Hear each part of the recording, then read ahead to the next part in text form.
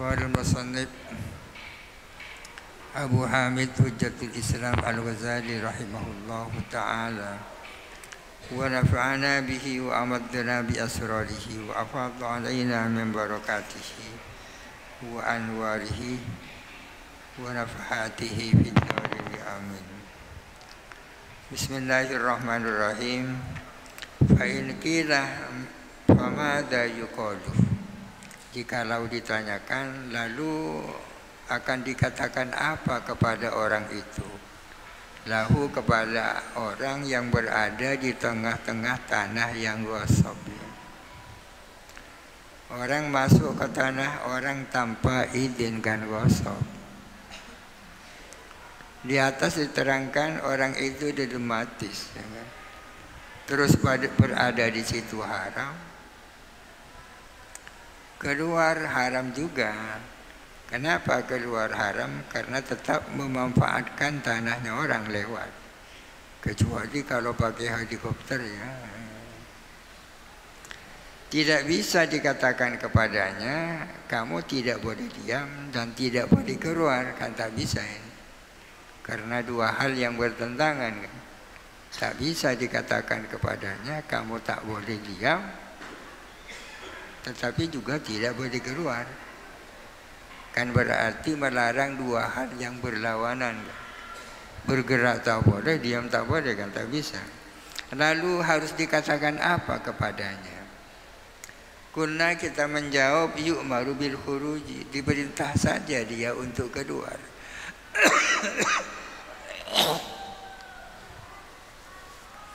Kama yu'maru al-muliju fil farjil harami bin naz'i.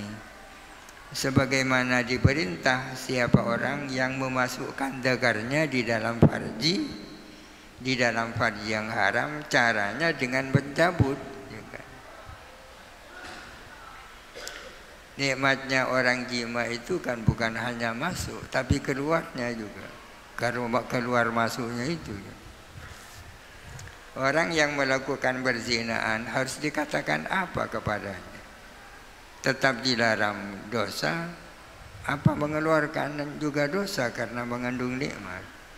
Ya katakan saja suruh melepas. Wa in kana bihi mumassan lil farjil harami, meskipun ada siapa mulik bihi dengan sebab naz'i adalah tetap menyentuh kepada farji yang haram. Walakin akan tetapi yuqalu lahu, dikatakan kepada mulik, inzi ala qasdit taubati, naza'a yanzi'u ya.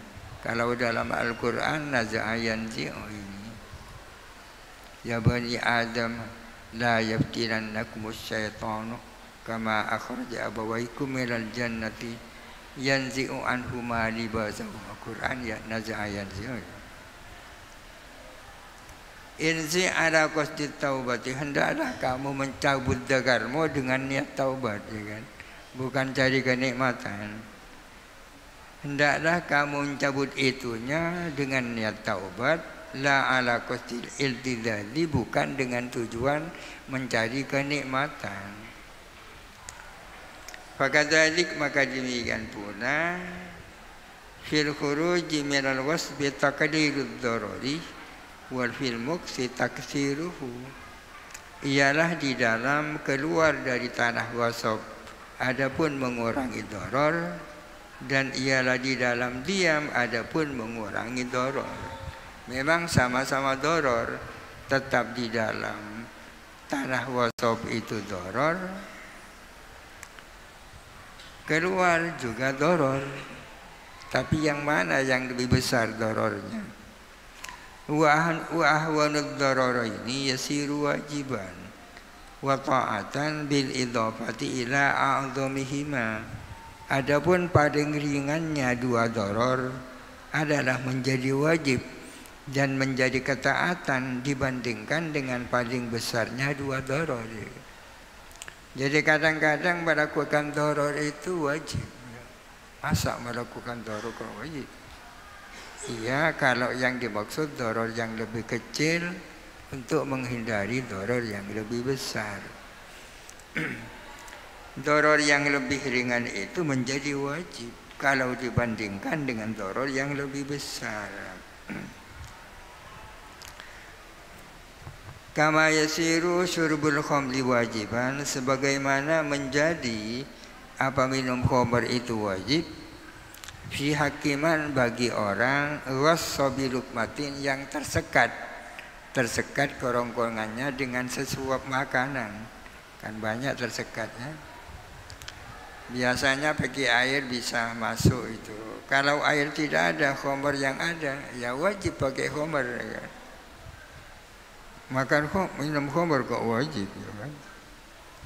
Wa tanawulu ta'amil ghairi wajiban, dan menjadi apa makan makanannya orang wajiban adalah wajib alal muttari atas orang yang dalam kondisi emergensi, atas orang yang darurat, fil makhmasati dalam kondisi kelaparan, ya kan?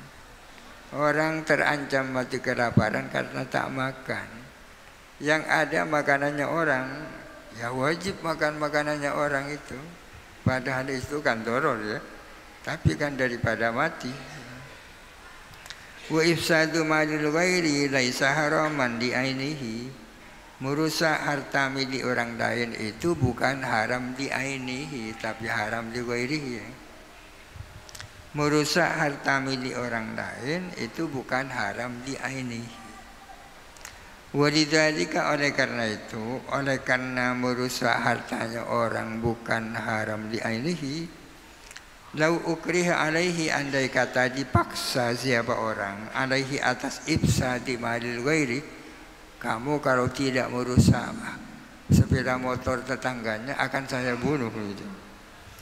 Diancam bil qatl dengan pembunuhan, wajib, maka wajib apa ifsad? Ya wajib. Au jaza atau sekurang-kurangnya boleh. Fa in qila, jikalau dikatakan falima yajibu ad-dhamanu bima yufsiduhu fil khuruji, tapi kenapa kok wajib apa dhaman? Dhaman ini menanggung risiko. Menanggung risiko dengan sebab sesuatu yang merusak siapa orang kepada amma fil khuruji, dalam rangka keluar, ya kan? Kalau orang yang masuk ke tanah orang itu keluar dari tanah itu dalam rangka taubat, tapi di tengah perjalanan merusak tanaman karena terkena injak, kenapa dia wajib menanggung risiko? Padahal dia dalam rangka taubat. Kenapa kok harus menanggung risiko? Mengganti kan? Tanaman yang terinjak harus diganti. Meskipun keluarnya dia itu keluar wajib ya. Katanya wajib keluar. Tapi kenapa kalau ada sesuatu dia menanggung risiko?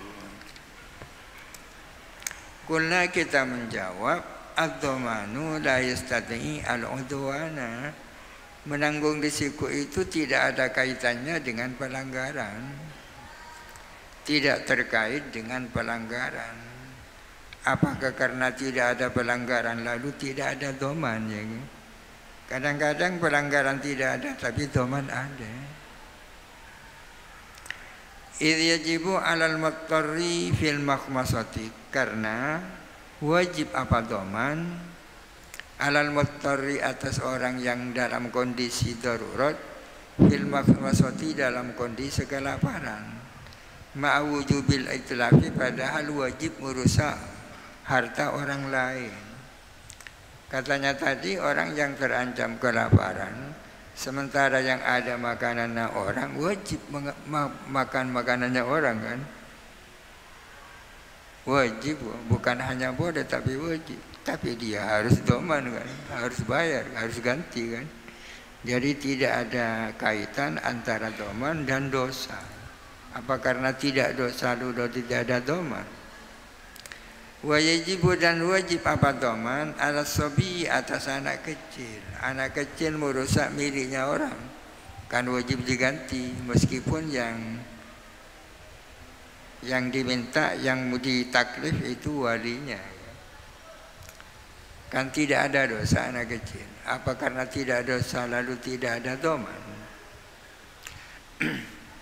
Wa alaman doma ila sofil kufari, dan wajib atau doman atas orang yang mengarahkan panah ke barisan orang-orang kafir. Wa huwa muti'un, adapun man itu adalah melakukan ketaatan. Melemparkan senjata kepada barisan orang-orang kafir itu kan merupakan ketaatan ya. Tapi kalau kena orang lain kan wajib doman.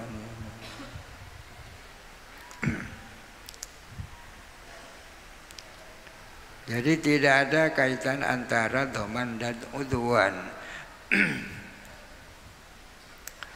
Fa in qila, jikalau ditanya, fal mudhiyu fil hajjil fasidi in kana haraman liluzumil qada'i falima yajibu wa in kana wajiban wa ta'atan falima wajabal qada'u wa lima asabihi.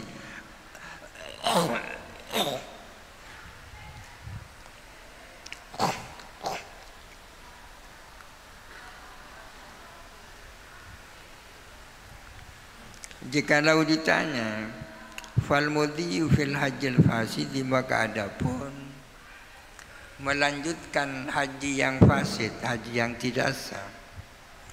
Ingkana, jikalau ada apa mudhi, haraman itu haram, diluzumil qada'i, karena wajibnya qada',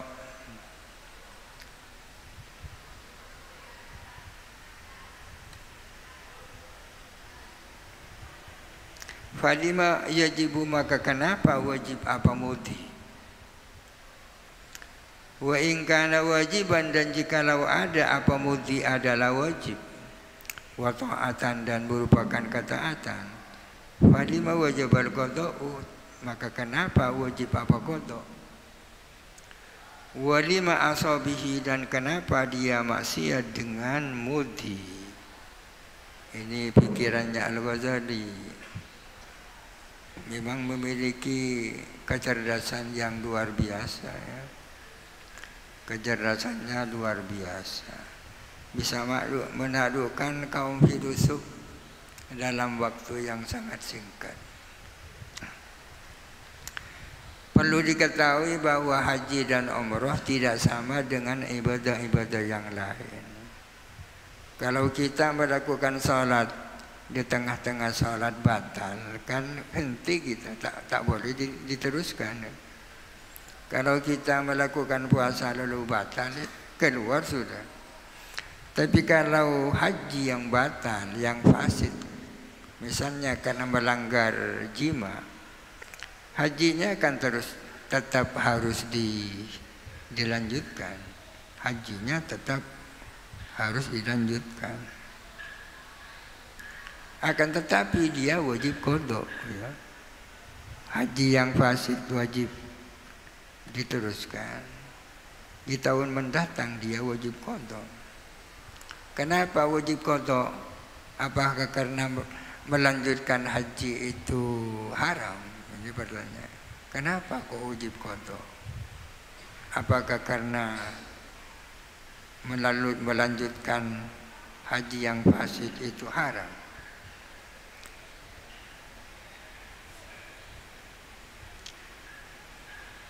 Kok wajib melanjutkan itu?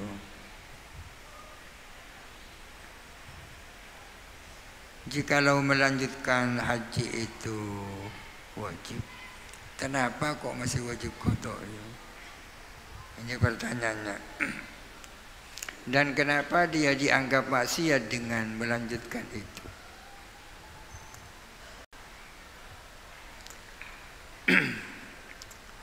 Kulna, kita menjawab, asabil wad'il mufsidi, dia itu sesungguhnya berdosa dengan sebab wati yang merusak haji. Dosanya bukan karena melanjutkan haji yang fasid, akan tetapi dosanya dengan sebab melakukan wati yang menyebabkan fasid. Wa huwa muti'un bi itmamil fasidi, dia itu adalah melakukan ketaatan dengan menyelesaikan haji yang fasid. dengan menyelesaikan haji yang fasid, dia sesungguhnya melakukan perintah muti, ya, berpahala dia melanjutkan haji yang fasid itu. Wal qada'u yajibu bi amrin mujaddadin. Adapun qada' adalah wajib dengan perintah baru. Wa qad yajibu, dan kadang-kadang wajib apa qada', bima dengan sesuatu, huwa yang adapun ma ta'atun adalah ketaatan, idza tatarraqa ilaihi khalalun, bila mana menimpa kepada ma khalalun apa cacat. Kadang-kadang qada itu wajib dilakukan dengan melakukan suatu kewajiban kalau ternyata pelaksanaannya cacat. Kok wajib qada padahal dia melakukan ketaatan? Tidak ada kaitan antara qada dan ketaatan. Wa qad yasqutul qada'u bis sholati fid daril mausubati, dan kadang-kadang gugur apa qada dengan melakukan sholat di tempat atau di rumah ghasab, ma'anahu udwanun, padahal sesungguhnya itu adalah suatu pelanggaran. Sebagaimana dijelaskan di atas, bahwa melakukan sholat di tanah yang ghasab itu sholatnya kan as-sah, tak wajib qada. Kok tak wajib qada padahal dia berdosa? Sementara kadang-kadang qada wajib padahal dia tidak dosa. Ini artinya tidak ada kaitan antara dosa dan qada. Kadang-kadang qada wajib meskipun tak dosa, kadang-kadang qada tak wajib padahal dia berdosa. Ini merupakan penjelasan terhadap persoalan orang yang berada di tengah-tengah tanah ghasab itu, kan.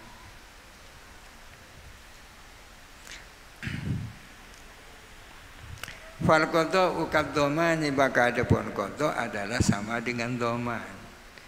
Tadi dikatakan ad-domanu la yastad'i al-udwan, menanggung risiko tidak ada kaitannya dengan pelanggaran. Demikian pula al-qada'u la yastad'i ad-domana, qada tidak ada kaitannya dengan pelanggaran. Fa'ingkirah, jikalau dikatakan, fabima tungkiruna ala Abi Hashimin, kenapa kalian itu ingkar, protes, tak sepakat terhadap Abu Hashim. Abu Hashim ini dari kalangan Mu'tazilah, ya. Haitsu dzaba, di mana Abu Hashim berpendapat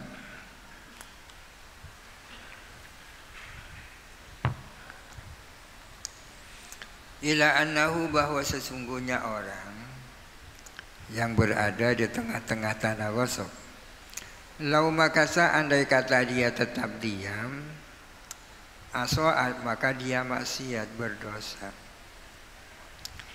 Wa annahu, dan bahwa sesungguhnya dia alqa bi nafsihi fi hadhil wartati, menjatuhkan dirinya di dalam dilema ini, menjatuhkan dirinya di dalam dilema ini.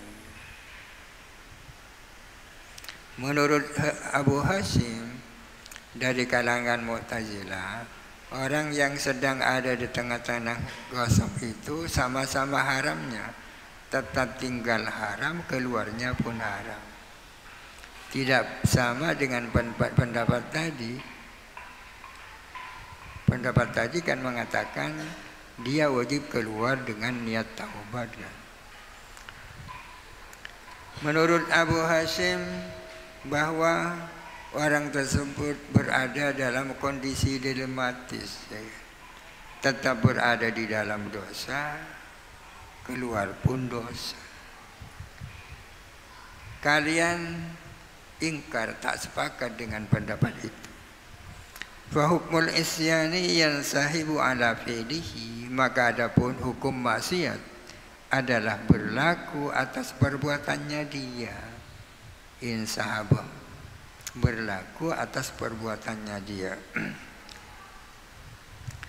Qulna, kita menjawab, walaisa li ahadin an yulqiya bi nafsihi fi halin la tajuzu. Tidak ada boleh bagi seseorang menjatuhkan dirinya dalam suatu kondisi yang tak boleh. Tidak ada boleh bagi seseorang menjatuhkan dirinya di dalam kondisi yang tak boleh. Fa in fa'ala, jikalau melakukan siapa orang, fala yukallafu ma la yumkinu, maka dia tidak dipaksa, tidak dibebani melakukan sesuatu yang tak mungkin. Seseorang tidak boleh mencampakkan dirinya di dalam kondisi sulit. Kalau umpamanya dia melakukan, tetap tidak dipaksa melakukan sesuatu yang tak mungkin. Contohnya, faman alqa nafsahu min sathin, barang siapa menjatuhkan dirinya dari atas loteng, sengaja terjun dari atas hotel. Fangkasarut rijluhu, kemudian patah kakinya. Ya. Sengaja terjun di atas loteng lalu kakinya patah, sehingga tidak bisa sholat berdiri, akhirnya sholat duduk. La ya'si bis sholati qa'idan, dia tidak berdosa dengan melakukan sholat duduk. Apakah dosa dia melakukan sholat duduk? Gara-gara dia menjatuhkan diri, kakinya patah sehingga tak bisa sholat berdiri. Wa innama ya'si bi kasrir rijli, hanya saja dia berdosa dengan patahnya kaki.